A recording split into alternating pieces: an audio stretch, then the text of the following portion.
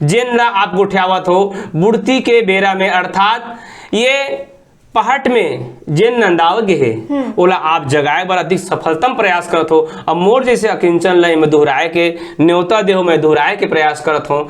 और शेष जानकारी बर आपके ढाल और कोई विशेष चर्चा हुई मैं अपन बीच रखे के प्रयास कहूँ। ये आज के रामधुनी का आए नहीं, आप भैया अत्यंत सुघर काम करत हो, रामधुनी से जुड़े हुए हो। वैसे राम तो हम सबके मन में बसे छे, ओकर प्रति श्रद्धा हमारे मन में बहुत ज़्यादा है, लेकिन आप जिन तरीका से गा के बजा के और झांकी के बात करत रहे हो, झांकी देखा के ओकर प्रति और जो रुचि जगात हो वो बहुत अच्छा काम है आपके। बहुत बहुत धन्यवाद आपके। अब मैं ये कहा था दीदी, जैसे झांकी मोला गाना हो इस पहला, तो मैं सबसे पहली श्री रामचरितमानस के शूर्पणखा के शादी ला रखे हूँ। अच्छा। राम सत्ता में गाय बर, और राम सत्ता में गाय बर शूर्पणखा के शादी कैसे हुई, वैसे ये संसार में शादी ला संसार मना संत में अलग अलग ढंग के कीन, पर आर्ट्स पद्धति में बिहाव ला 8 प्रकार के बतेन। हाँ।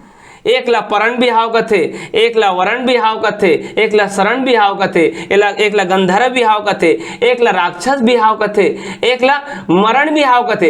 ऐसन बिहाव में एक आए गंधर्व बिहाव। गंधर्व जेन गंधर्व बिहाव करिस कौन?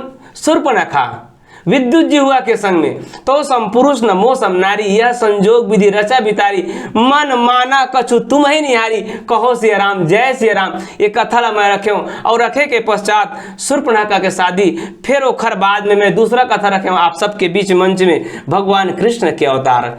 जिन भगवान कृष्ण के अवतार द्वापर युग में भादो को महीना घनी अंधारी, अष्टमी तिथि ला चयन करके माँ देवकी और भगवान वसुदेव के वंश से पैदा हुई, जिन जगत के कल्याण करी। फिर अगला कथा मैं माता सबरी के कथा ला रखे हूँ।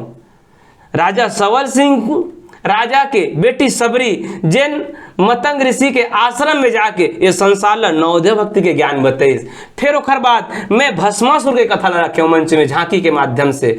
फिर ओखर पश्चात मैं कंस वध के कथा ला रखे हूँ झांकी के माध्यम से। और ओखर पश्चात अभी वर्तमान में मैं नारी के महिमा ला अरण्यकांड के माध्यम से रखे हो कि ये संसार में नारी के प्रकार के होते, जिनके माध्यम से मोला आप सबके बीच आदरणीय पूज्य श्री सीताराम साहू जी के संग लोग कला साधक सम्मान भोला पठार में प्राप्त हुई से।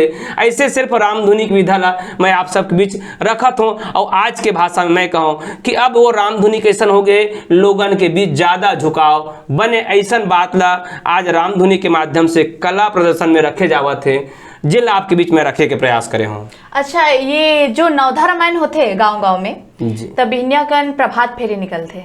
हाँ। तो प्रभात फेरी में घलो राम के नाम गाथे। हाँ। तो का एला भी रामधुनी से जोड़ सकते न मन? हाँ, आप बहुत अच्छा याद दिलाओ दीदी कि ये नवधा रामायण हाँ ओखरे अंश से नवधा राम सत्ता के है जेन ला। हाँ। एला नवधा राम सत्ता घलो अपन क्षेत्र के आधार पे के हैं, जिन ला अपन क्षेत्र में नवधा रामायण करही तो सुबह कुन प्रातः प्रभात फेरी में राम के नाम गावत पूरा गली में फेरा लगाते हैं। और ओखर पश्चात विसर्जन में तो राम नाम गावत विसर्जन करते। पर ये राम सत्ता, ये नवधा रामायण और नवधा सत्ता के अंश है दीदी, जिन ला आप मोले याद दिलात हो। नवधा सत्ता कहन तो कोई अतिशोक्ति नहीं है इसे कहन। अब वो सत्ता जिन आज हमर ये पृथ्वी में वही परमात्मा के सत्ता है, वो सत्ता ला याद करत हम भगवान ला प्रसन्न करन और जम्मो जीव भर सुख के आकांक्षा करन, सुख के अभिलाषा करन, ये हमार राम सत्ता है। और ये राम सत्ता ला जरूर हमार छत्तीसगढ़ ही नहीं पूरा विश्व सम्मान के साथ नवाजा थे, जे में आप सहज पहल और सुंदर लोगों ला जगाए प्रयास करत हो। बहुत बढ़िया शत्रुघ्न भैया जी, आप अत्यंत सुघर जानकारी देवत रहे हो। अभी हमारे दर्शक मन इंतजार करत थे पहट पहली के, और आपसे आगे गोट बात होत रही तब पहली मैं पहट पहली बता दूं। तो संगवारी हो, अब बेरा हो गए है पहट पहली के।